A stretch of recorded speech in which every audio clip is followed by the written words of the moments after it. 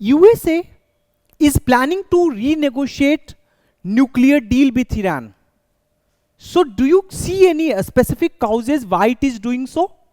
What is the role of Rapprochement 2.0 into this decision? Why USA has decided to renegotiate with Iran? Why USA is giving signal to Iran that it is willing to sit on diplomatic table with Iran to deal with the nuclear question? So this is what I'm going to discuss in this particular lecture, where I'll be telling you everything related to it, why USA is willing to come to terms and why it is willing to sit on the same diplomatic table with the Iran on nuclear issues. Let us start. Since the Trump has assumed position as President of United States of America, we are seeing multitude of changes at the global level. Global level पे बहुत सारे changes देखने को मिल रहा है. In one of the previous articles, previous lecture, I have already talked about Rapprochement 2.0, where USA is now coming closer to Russia.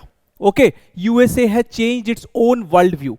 So in order to realize the ultimate objective of Rapprochement 2.0, Trump has to also deal with Iran. Iran is also one of the important partner of China.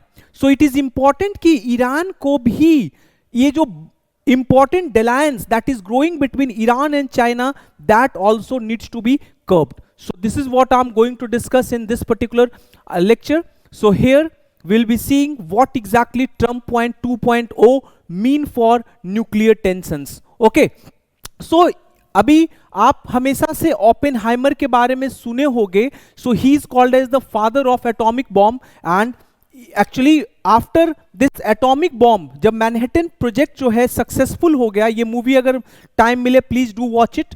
सो जब Manhattan project successful हो गया, so he was famously quoted as saying that now I am become death the destroyer of world. It is basically one of the like you can say paraphrasing of Bhagavad Gita from means chapter 11. It's the 32 number quote that basically says something like this: Kaloshmi lokshayakrit pravridho lokan samahartu miha pravrita. So वहां से ये basically he said कि now I am become death. Now you can understand the destructive potential of atomic bomb. So he was aware of it, and that is why he quoted this.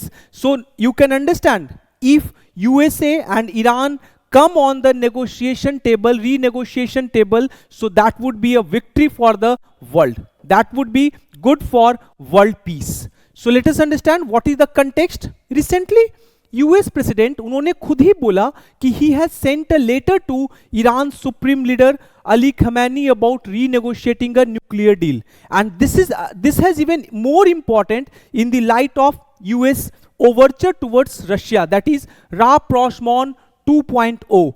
So USA has to deal with Russia, Iran and many other fronts together so that it can focus more on Chinese threat.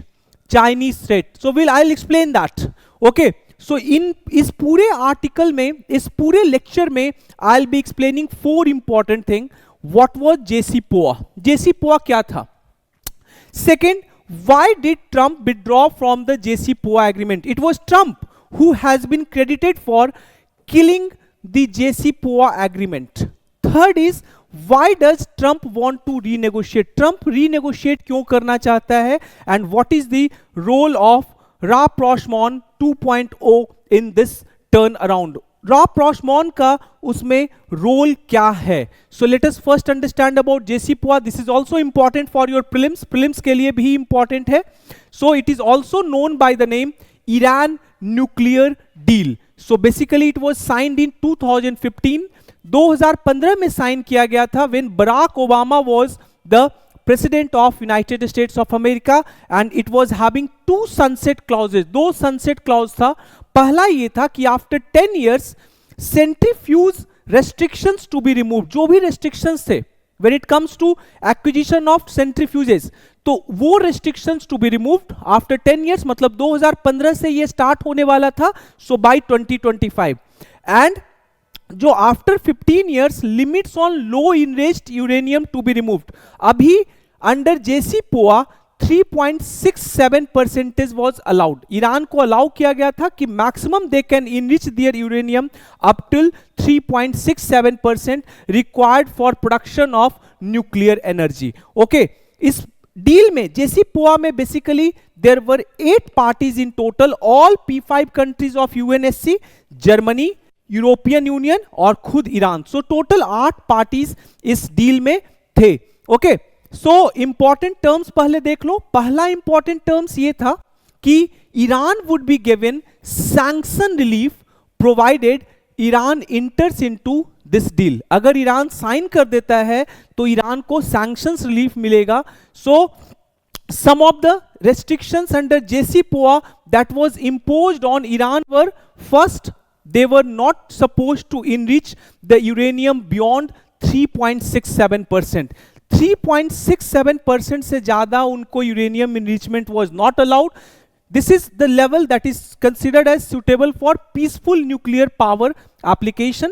लेकिन इस level of enrichment पे आप उसका weapon grade में use नहीं कर सकते हैं. Second is they were also supposed to sign a roadmap agreement with IAEA so that their facilities can be checked by them, cross verified by them. But what exactly happened? Trump unilaterally withdrew the USA from the deal in 2018. 2018 में Trump ने 2018 में unilaterally withdrew from the deal, USA को वहां से बाहर पुल कर लिया. So अभी समझो कि what was the reason why Trump decided to withdraw from the JCPOA agreement. Trump has given multiple reason. सबसे पहला तो ट्रंप ने ये बोला था कि this was the worst and most one-sided transaction made by the USA. This was only creating win-win situation for Iran and loss-loss situation for USA.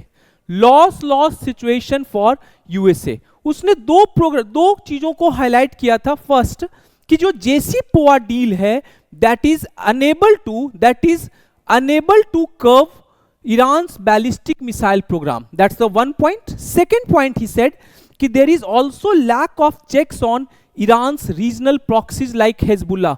JCPOA deal में कोई भी कुछ ऐसा क्लाउज नहीं था which could have controlled Hezbollah or Houthis or any other regional proxies of Iran. और यही दोनों पॉइंट्स को लेकर जो Saudi Arabia and Israel both were also opposing JCPOA. तो इन सऊदी प्लस इजराइल का सपोर्ट भी यूएसए को मिला and ultimately USA decided to withdraw from JCPOA. Next is what was the international response to Trump decision. When Trump decided back in 2018 to withdraw, तो उसका international response क्या था. First response was कि ज्यादातर जो countries थे across the world they criticised USA decision. In fact IAEA का उस समय स्टेटमेंट आया था कि ईरान जो है वो कंप्लीटली कंप्लाई कर रहा है JCPOA लिंक्ड रेस्ट्रिक्शन से एंड UNSC रिजोल्यूशन 2231. वो बोल रहा है कि IAEA उस समय बोला था कि USA is without any reason reverting back to maximum pressure policy, क्योंकि ईरान जो है it is already complying with whatever they were required to do within JCPOA. More importantly, European states they also continued their commitment to the deal. USA तो withdraw कर लिया लेकिन European refused to withdraw. बाकी जो countries Europe के थे they they stick with that particular deal. In 2018 itself, जैसे ही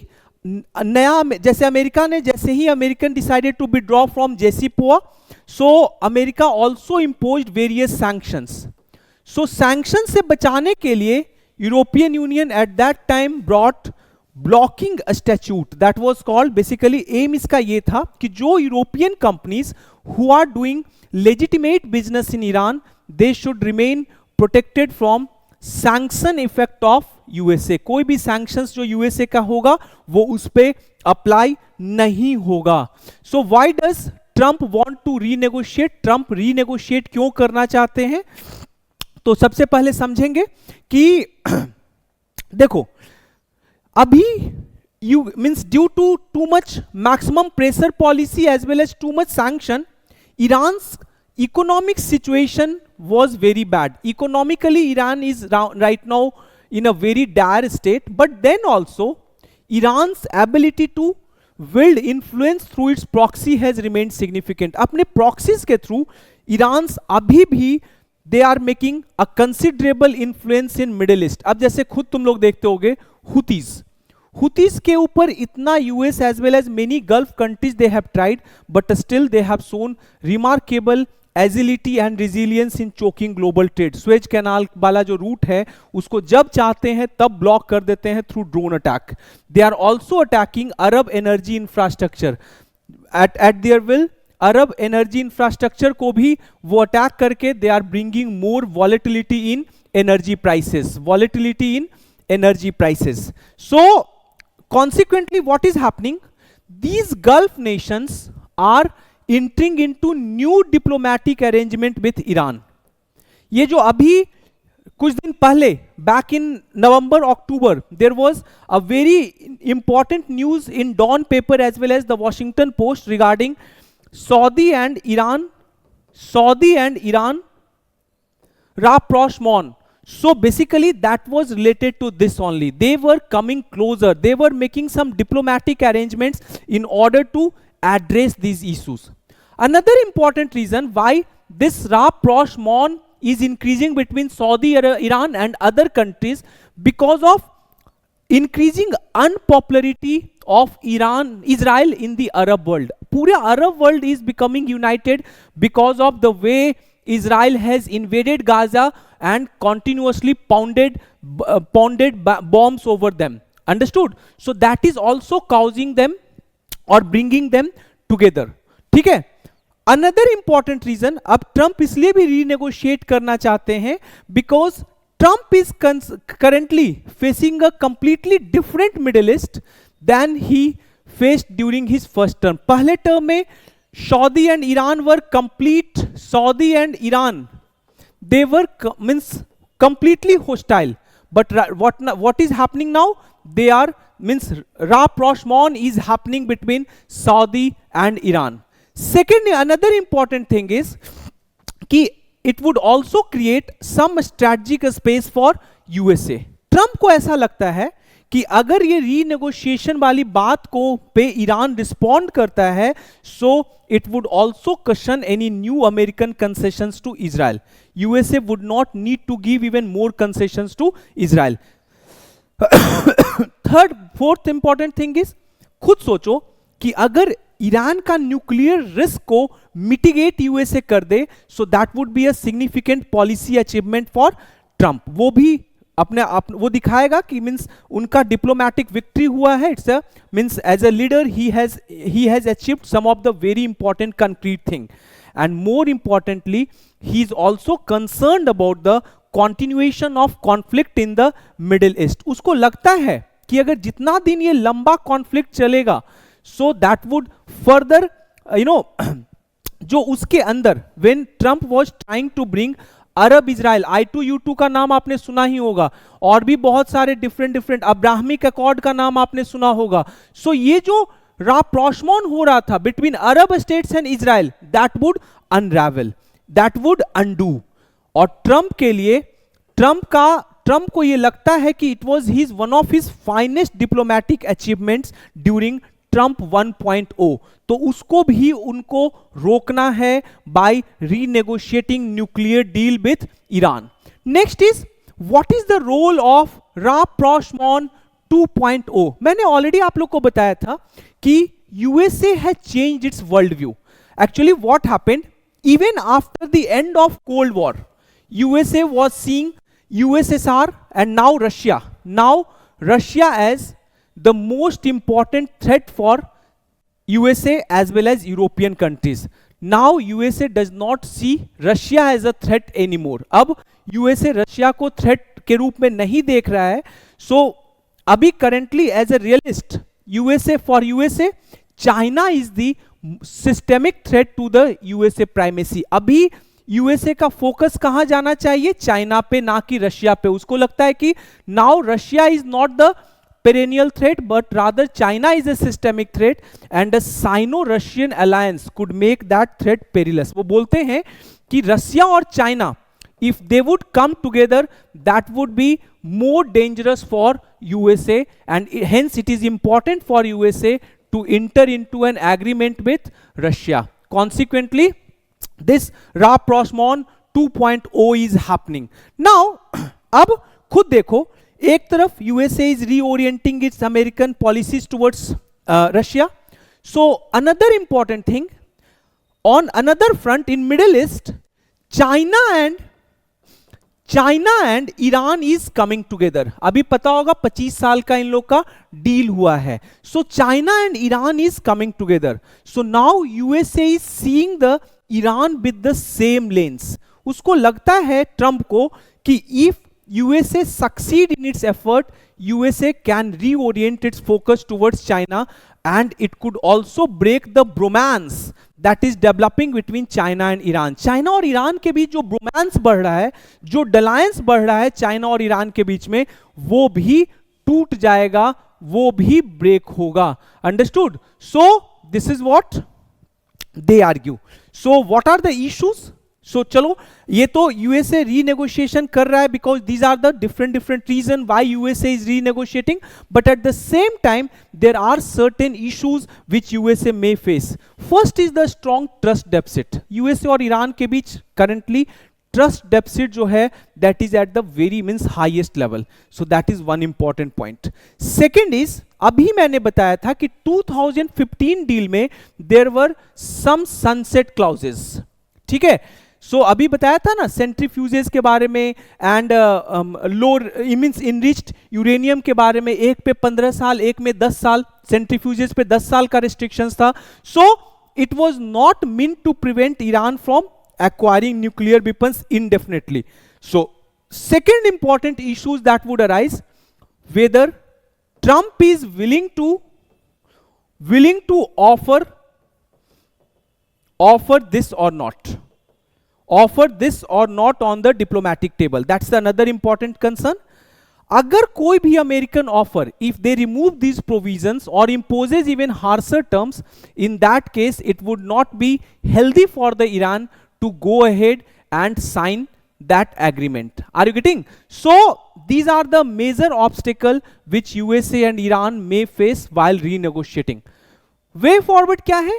First important thing is कि USA needs to show more character. So there should be policy certainty. आप एक government आती है, वो एक पॉलिसी लाती है, दूसरी गवर्नमेंट आके उसको पूरे तरीके से उखाड़ के फेंक देती है. So you need to show policy certainty. Policy certainty is very much important.